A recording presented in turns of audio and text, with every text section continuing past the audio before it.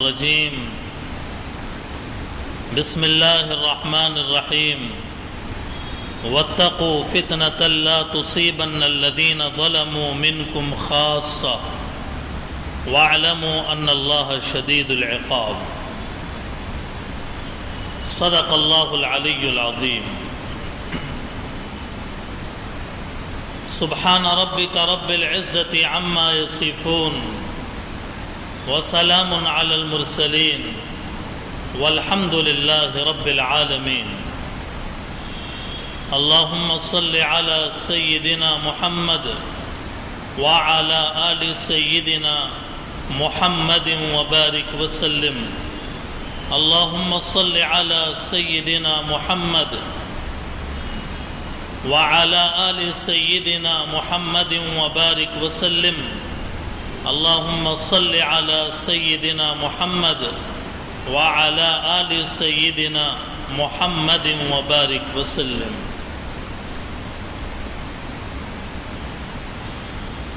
بزرگان محترم،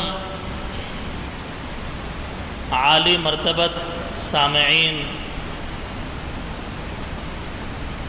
عزیزان ملت اسلامیہ،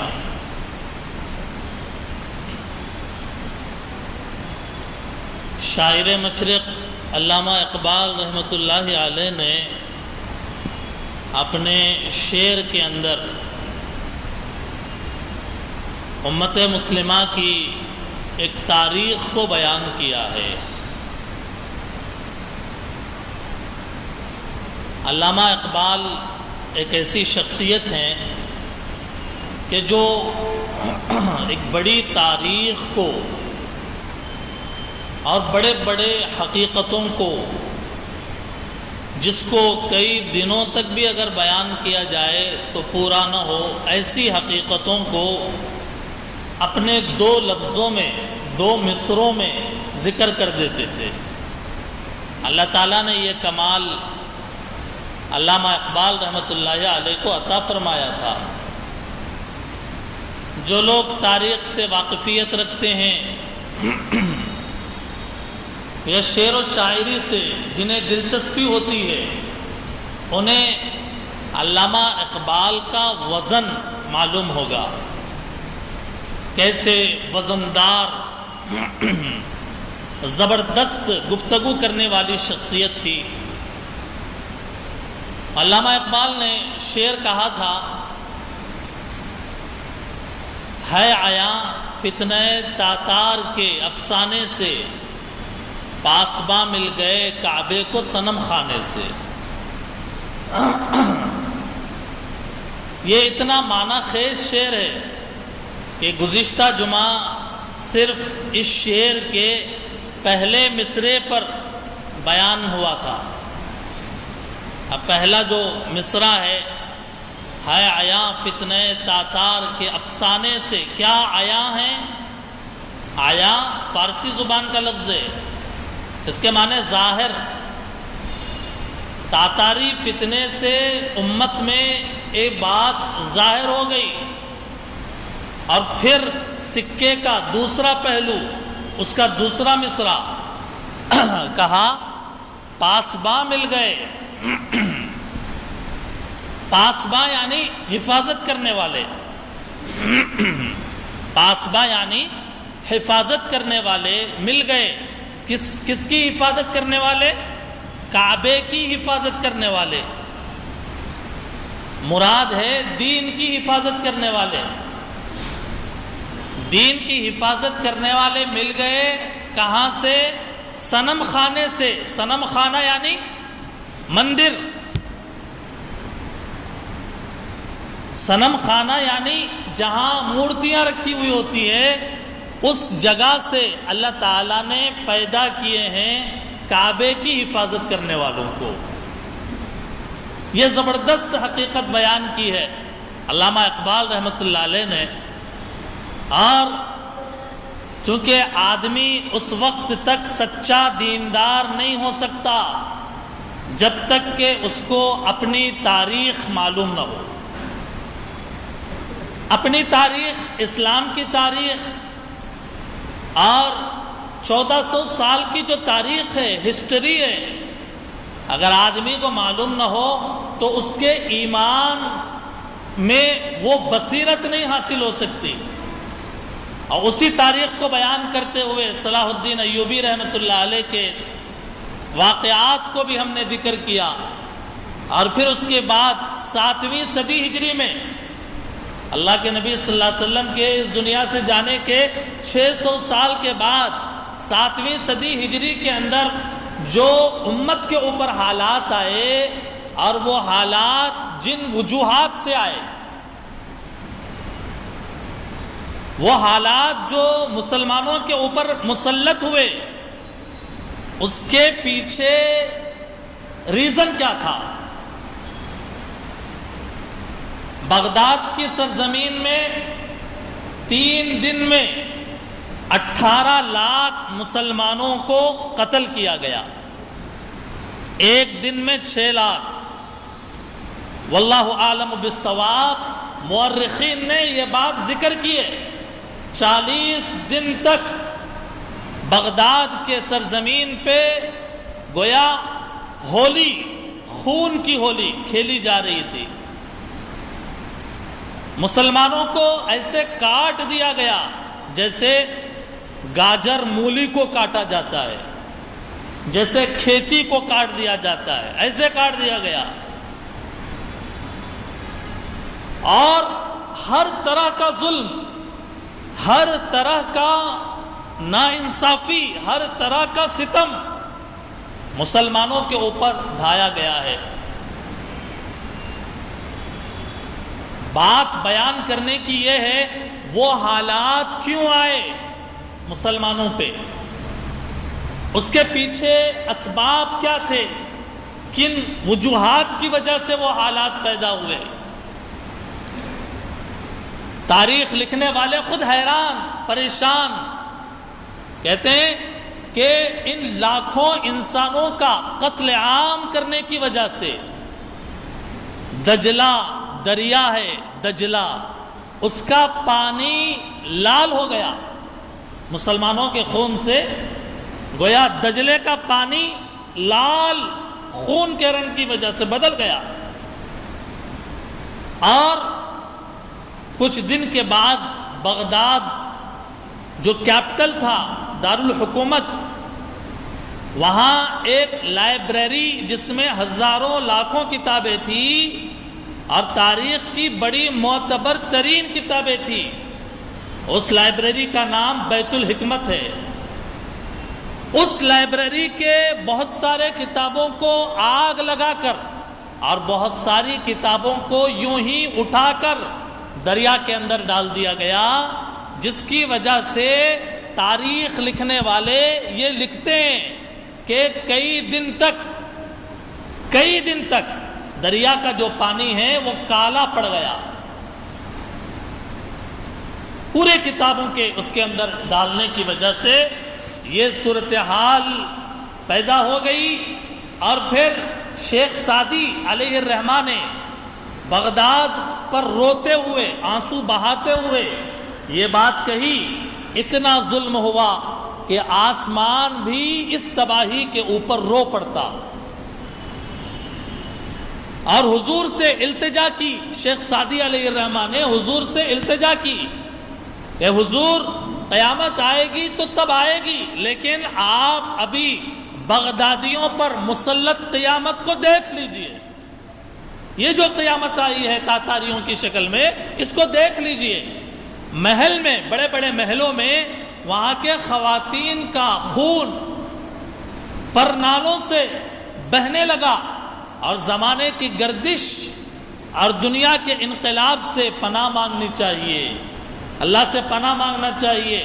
حالات بدلتے دیر نہیں لگتے، حالات بدلتے دیر نہیں لگتے۔ کہا یہ بات کس کے خیال میں، کسی کے خیال میں نہ تھی کہ یوں سے یوں ہو جائے گا، یوں سے اور یوں ہو جائے گا، یہ بات کسی کے خیال میں نہیں تھی۔ ظاہر ہے میرے بزرگوں، دوستوں، حالات کے بننے اور بگڑنے میں اللہ تعالیٰ کی عادت یہ ہے کہ اللہ تعالیٰ کبھی ایک پلڑے کو وزنی اور دوسرے کو ہلکا اور کبھی دوسرے کو وزنی اور ایک کو ہلکا کر دیتے ہیں. وَتِلْكَ الْأَيَّامُ نُدَاوِلُهَا بَيْنَ النَّاسِ. دن عدلتے بدلتے رہتے ہیں. جس کے پاس عزت ہے وہ یہ نہیں کہہ سکتا میں ہمیشہ عزت سے رہوں گا، اور جو کم مرتبے والا ذلیل ہے وہ یہ نہیں کہہ سکتا کہ مجھے عزت نہیں مل سکتی. یہ حالات بنتے اور بگڑتے رہتے ہیں. یہ بیان کرنے کی ضرورت کیوں پیش آئی؟ اس لیے پیش آئی کہ اس وقت ہندوستان کے حالات کیا ہیں آپ بتائیے. ہندوستان میں کچھ عناصر اور ایک خاص قوم اور خاص نشان اور ایک خاص آئیڈیالوجی اور ایک خاص فکر والے لوگ وہ اسی تاریخ کو دہرانے کے راستے پر ہیں جو اندلس کی سرزمین پہ ہوا اور جو بغداد کی سرزمین پہ ہوا. مسلمانوں سے نفرت ہے یا نہیں ہے بتائیے. مسجدوں سے نفرت اس وقت ہندوستان میں ہے یا نہیں ہے. ٹوپی والے سے نفرت اور داڑھی اور پگڑی والے کو گویا دہشت گرد اور ٹیررسٹ سمجھنے کا ایک عنصر دماغوں میں بٹھایا جا رہا ہے ایک طرح سے کہ اسلام کی تصویر، اسلام کے مینار، اسلام کے مساجد، اسلام کے مدارس کے بارے میں کہ قرآن جہاں صرف قرآن سکھایا جاتا ہے اس کو بھی ٹارگٹ کر کے یہ کہا جا رہا ہے کہ مدارس سے دہشت گرد پیدا ہوتے ہیں. تاریخ آپ کے سامنے، اس وقت کے تازہ ترین حالات آپ کے سامنے ہیں. بغداد کی تاریخ بیان کرنے کا مقصد یہ ہے کہ ہم اپنی حالت کا اندازہ لگائیں. اس وقت حالات کیا تھے اور اللہ تعالیٰ نے پھر ان حالات کو کیسے بدل دیا. یہ تو اللہ تعالیٰ کے کائنات کا نظام ہے میرے بھائیوں کہ اللہ تعالیٰ کبھی جب مسلمان قوم غلط راستے پر چلی جاتی ہے، جب مسلمان قوم کلمہ پڑھنے والی، اللہ کے آگے سر جھکانے والی، نماز روزہ رکھنے والی، حج کرنے والی، اللہ کی عبادت کے اقرار کرنے والی، جب کوئی قوم اپنے حقیقت بھول جاتی ہے پھر اللہ تعالیٰ ظالموں کو سروں پر مسلط کر دیتے ہیں. آج جو مسلط ہے، آج جو ہندوستان کے تخت پر مسلط ہے، آپ اندازہ لگائیے کہ کون سا زہر نہیں ہے ان کے دماغوں میں اور کتنی خطرناک ان کی سوچ ہے، اور اس ملک سے گویا مسلمانوں کو ختم کرنے کی ایک پلاننگ ہے. تو ان حالات میں آپ کو بتا رہا ہوں، ایک بتایا میں نے بغداد کے حالات اور دوسری طرف سمجھایا اور آپ کو دعوت فکر دی کہ اس وقت اپنے ملک کے حالات پر نظر ڈالیے.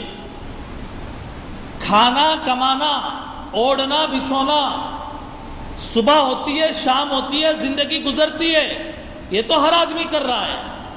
لیکن ذرا ہم یہ غور کریں کہ یہ تو چلتا رہے گا، کھانا کمانا، جمانا بنانا اور دکان چلانا، ملازمت، یہ تو چلتی رہے گی، اس کے بغیر تو نہیں ہے دنیا. لیکن اس سے ذرا ہٹ کے سوچئے، دماغ کو وسعت دے کر سوچئے کہ امت کے حالات کیا سے کیا ہو رہے ہیں، امت کے اندر حالات کیا سے کیا بنتے جا رہے ہیں، اس کو سوچنے کی ضرورت ہے. بغداد کا جو حادثہ ہوا، بخاری شریف میں ایک روایت ہے، اللہ کے نبی نے فرمایا قیامت اس وقت تک قائم نہ ہوگی جب تک کہ تم ترکوں سے نہ لڑو گے. ترکوں سے، آج کی ترکی نہیں ہے بلکہ ترکوں سے کیا مراد ہے بات بتا رہا ہوں. ترکوں سے تم نہ لڑو گے جن کی آنکھیں چھوٹی، منہ لال، ناک موٹی پھیلی ہوئی ہوں گی. اور فرمایا قیامت اس وقت تک قائم نہ ہوگی جب تک تم ایسے لوگوں سے جنگ نہ کر لو جو بالوں کے جوتے پہنتے ہیں۔ کس کے جوتے؟ بالوں کے جوتے پہنتے ہیں۔ یہ ہے حدیث بخاری کی۔ اب آئیے اس حدیث کی وضاحت کی ہے امام نووی رحمۃ اللہ علیہ نے۔ امام نووی بڑے محدث، مسلم شریف کے گویا اس کی شرح لکھنے والے امام نووی رحمۃ اللہ علیہ، آپ نے فرمایا کہ میں نے اپنے زمانے میں، یعنی یہ بغداد کا زمانہ جب بغداد کی تباہی ہو رہی تھی، میں نے اپنے زمانے میں اس فتنے کو دیکھا جو اللہ کے نبی نے جتنی صفات بیان کی ہے ان تمام صفات کے ساتھ پایا گیا۔ میں نے اپنی آنکھوں سے دیکھ لیا کہ یہ فتنہ پیدا ہوا اور لڑائی ہوئی ان سے۔ اب آئیے دوسرے پہلو کے اوپر گفتگو کرتے ہیں۔ نام منگول اور تاتاری سے مشہور چنگیز خان اسی تاتاری اور منگول قبیلے کا ایک قبیلے کا آدمی ہے چنگیز خان۔ اس کا پوتا ہلاکو خان۔ ہلاکو خان نے بغداد کی اینٹ سے اینٹ بجائی۔ یہاں پر رک جائیے، بات یہاں سمجھ دیتے ہیں، اب آگے بڑھتے ہیں۔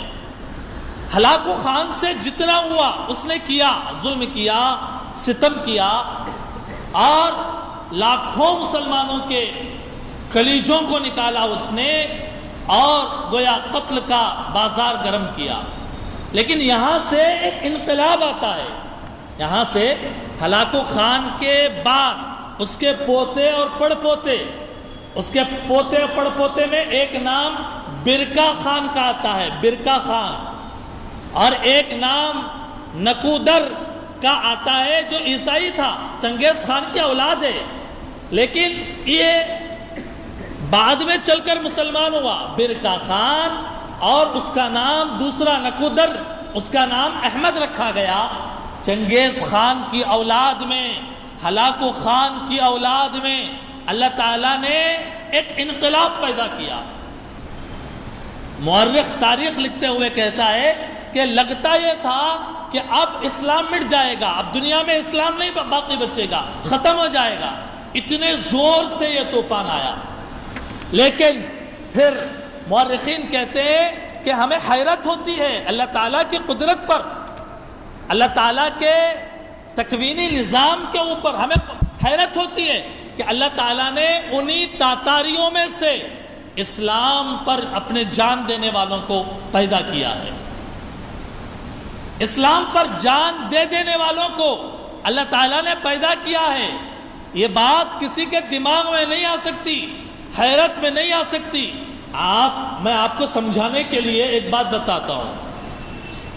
تاتاریوں کا اسلام کی حفاظت کے لیے اٹھ کے کھڑے ہونا، تاتاریوں کا اسلام کی حفاظت کے لیے اٹھ کے کھڑے ہونا، یہ ایسا انقلاب تھا جیسے یوں سمجھیں آپ کہ ایک بھڑکتی ہوئی آگ ہے، ایک بھڑکتی ہوئی آگ ہے، فوراً وہ آگ ایک باغیچہ بن جائے، فوراً وہ آگ کیا بن جائے؟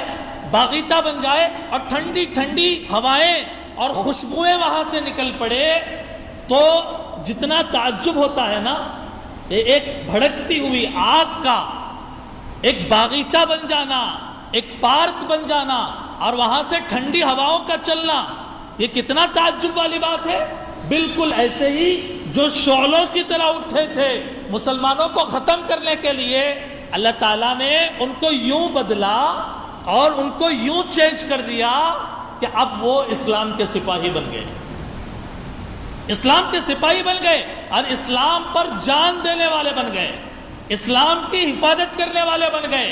اور اسی کو کہا ہے علامہ اقبال نے کہ پاسباں مل گئے کعبے کو صنم خانے سے، کعبے کی حفاظت کرنے والے اللہ نے پیدا کیا مندروں سے، بت قدوں سے، مشرکوں کے خاندانوں سے، قاتلوں اور ہٹلر جیسی صفت رکھنے والے انسانوں کے خاندان اور نسل میں اللہ تعالیٰ نے پیدا کیا ہے۔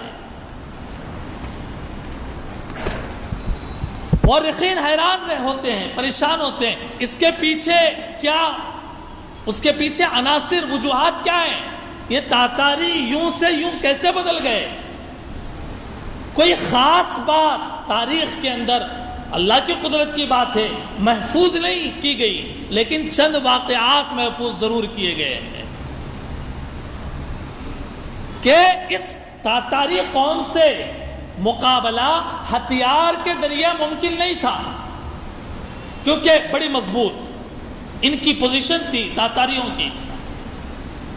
ان سے مقابلہ کسی آئٹم بم کے ذریعے سے بھی گویا کہ ممکن نہ تھا. پھر کیسے مقابلہ کیا؟ مورخین کہتے ہیں ایک ہی چیز ملتی ہے اور وہ ہے دین کی دعوت، اور وہ بھی اخلاق کے ذریعے سے. دین کی دعوت اخلاق کے ذریعے سے. میں یہاں اس تاریخ کو روک کر یہ بات کہنا ضروری سمجھتا ہوں کہ اگر اخلاق ہمارے اندر پیدا ہو جائیں اور اسلام کی ہم غیروں کو دعوت دینے لگیں اور اس کے صحیح طریقے سے اسلام کے عقیدوں کو صحیح بیان کر سکیں، ہم کسی پر زور زبردستی نہیں، بس ہم مسلمان اور اسلام یہ ہے، یہ دعوت اخلاق کے ذریعے، اعمال کے ذریعے، کردار کے ذریعے. آج صورتحال کیا ہو گئی ہے کہ غیر مسلم مسلمان کو کرائے پر مکان دینے کے لیے تیار نہیں ہے. اخلاق اچھے نہیں، صفائی نہیں، ستھرائی نہیں، اور فلاں اور فلاں. میرے بھائیوں، اسلام کے حفاظت کے لیے اور اسلام کو پھیلانے کے لیے خود کو سچا مسلمان بننا پڑے گا. چنانچہ ان تاتاریوں کے اندر واقعات یہ بتاتے ہیں کہ وہ اخلاق پیش کیے گئے اور وہ اللہ والوں کی دعائیں ان کے پیچھے کام کر رہی تھی. غیبی طاقت، تاتاریوں کے پیچھے ایک غیبی طاقت کام کر رہی تھی بیک گراؤنڈ میں، کہ جس غیبی طاقت نے ان تاتاریوں کو یوں پکڑا اور یوں چہرہ پھیر دیا کعبے کی طرف اور انہیں مسلمان کر دیا. سب سے بڑا نام جو آتا ہے چنگیز اور ہلاکو خان کے اولاد میں، وہ نام ہے برکا خان کا. تاجروں کے قافلوں سے ملاقات ہونے کے بعد برکا خان اسلام سے متاثر ہوتا ہے اور مسلمان ہو جاتا ہے. اور ایک نام تغلق تیمور، اس کا نام آتا ہے. یہ ایک مرتبہ شکار کھیل رہا تھا اور ایک بہت بڑے اللہ والے شیخ جمال الدین اور ان کے ساتھی اس کے شکار کے زمین میں سے گزرنے لگے. ظاہر ہے کہ جب گزرے سپاہیوں نے پکڑا انہیں کہ یہ تو ہمارے بادشاہ تغلق تیمور کی زمین ہے، آپ یہاں سے کہاں جا رہے ہیں، کون ہیں آپ؟ تو کہا کہ ہم مسلمان ہیں، ہمیں معلوم نہیں تھا کہ یہ بادشاہ کی زمین ہے، ہم معافی چاہتے ہیں، معذرت چاہتے ہیں. وہاں سے لوٹنے لگے، سپاہیوں نے پکڑ لیا، کہا کہ آپ کو ہمارے بادشاہ کے سامنے جواب دینا پڑے گا. لایا گیا اور پوچھا کون ہو، کہاں سے آئے ہو، کہاں جا رہے ہو، ہماری زمین میں کیوں آئے ہو؟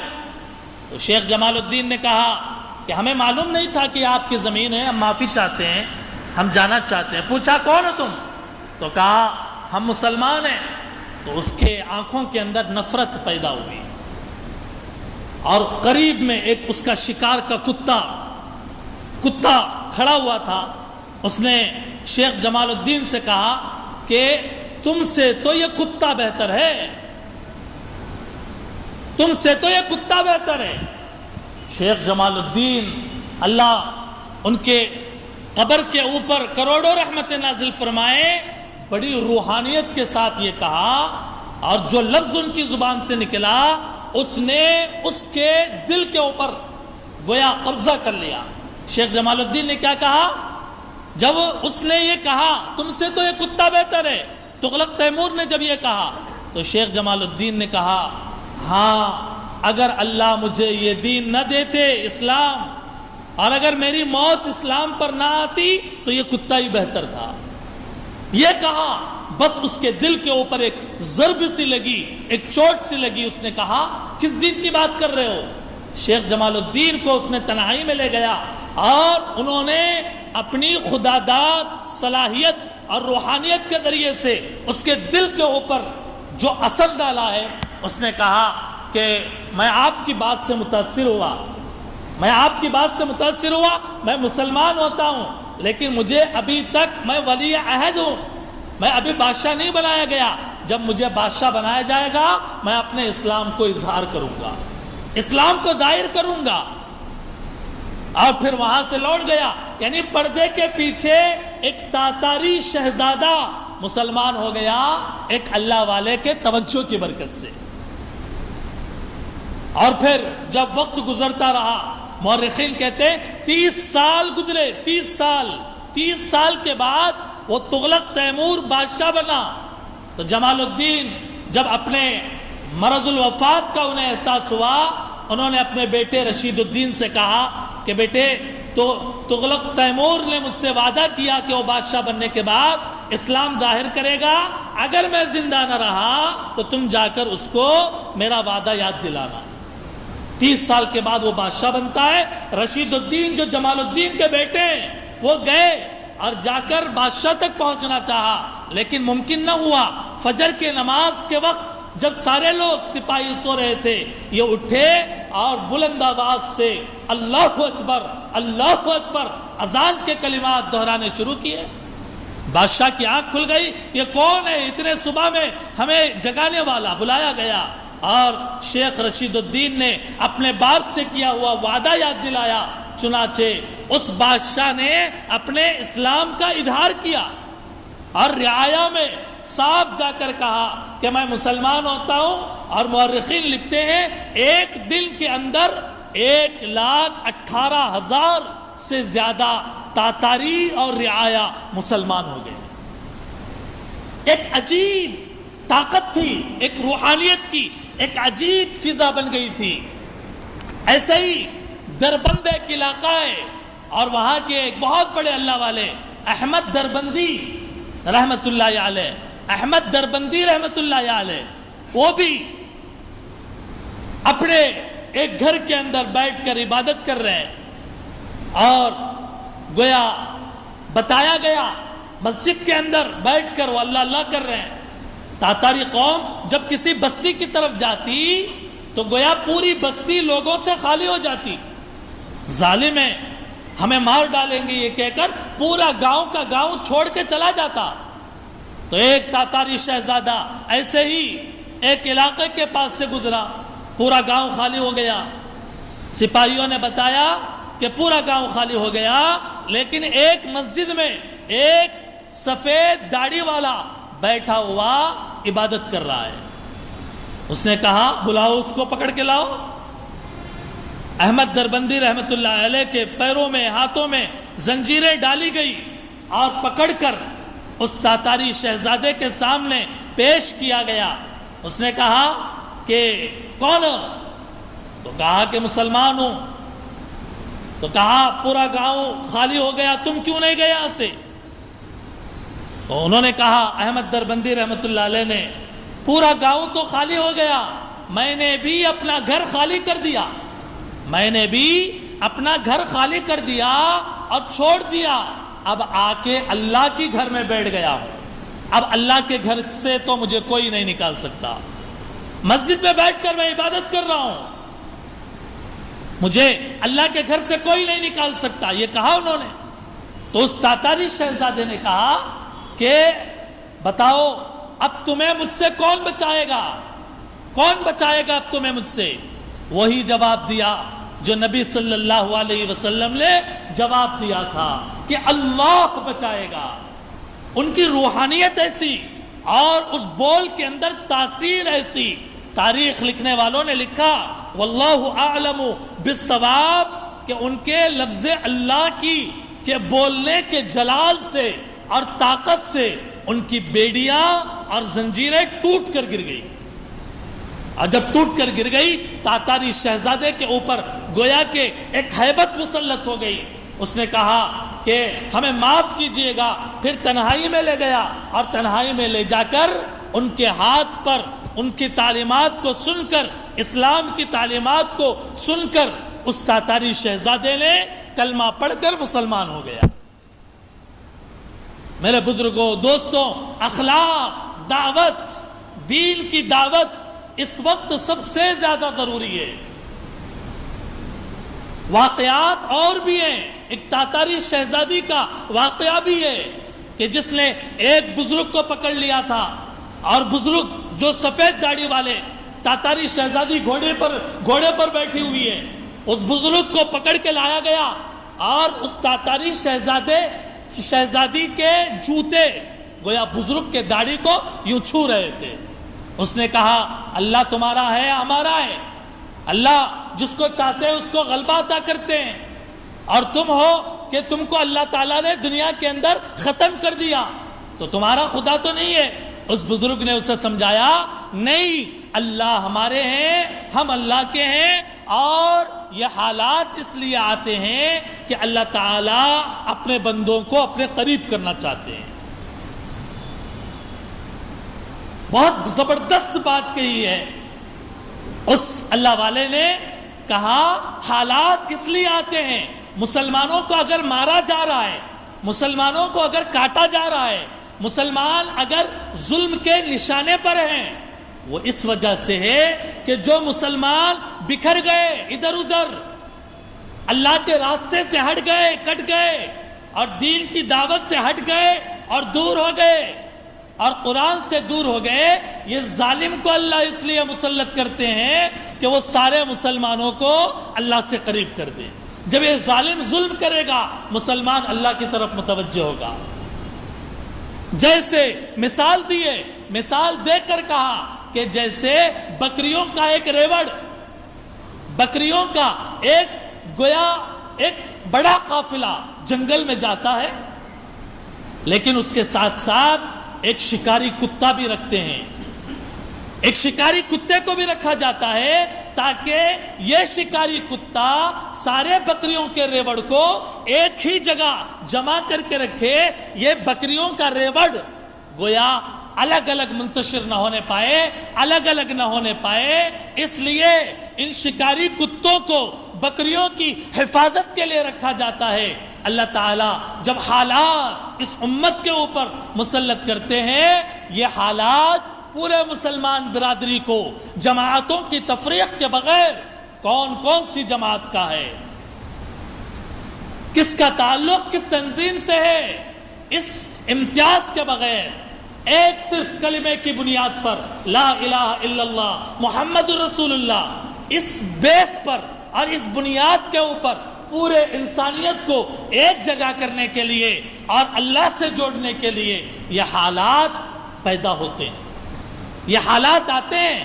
اس وقت بھی میرے بھائیوں، میرے بزرگوں، میرے دوستوں، یہ پوری تاریخ جو بغداد کی بیان کی گئی اور اس کے پیچھے جو حالات بیان کیے گئے، اس کے اندر مین پہلو یہ ہے کہ ہم سب کو دعوت کا کام کرنا ہے، ہر ایک کو اسلام کی دعوت پہنچانا ہے اپنے بھائیوں کی طرف، اسلام کی صحیح تصویر، اسلام کا صحیح پیغام، قرآن کریم کے اوپر جو یہ کیچڑ اچھال رہے ہیں، اس کو صاف کر کے قرآن کے پنوں کو کھول کر یہ بتانا ہے کہ یہ امن کا پیغامبر ہے، قرآن عمل کا پیغامبر ہے۔ قرآن کے اوپر تم نے جو کیچڑ اچھالا، تم نے یہ جو کہا کہ قرآن دہشت گردی سکھاتا ہے، مسلمان یہ کہے اپنی دعوت کے ذریعے سے قرآن دہشت گردی نہیں سکھاتا، بلکہ قرآن پوری انسانیت کے لیے رحمت کا پیغامبر ہے،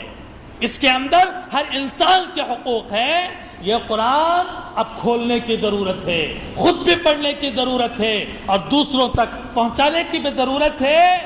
انسان اپنے بول سے زیادہ اپنے اعمال کو سدھار کر اخلاق کے ذریعے سے دوسروں کو دعوت دینے والا بنے، یہی پیغام ہے آج کا، اور یہی سبق ہے آج کے خطبے کا اور آج کے بیان کا، کہ ہم سب داعی بن جائیں، جس سے جتنا ہو سکے وہ اسلام کی صحیح تصویر لوگوں کے سامنے پیش کرنے والا بنے۔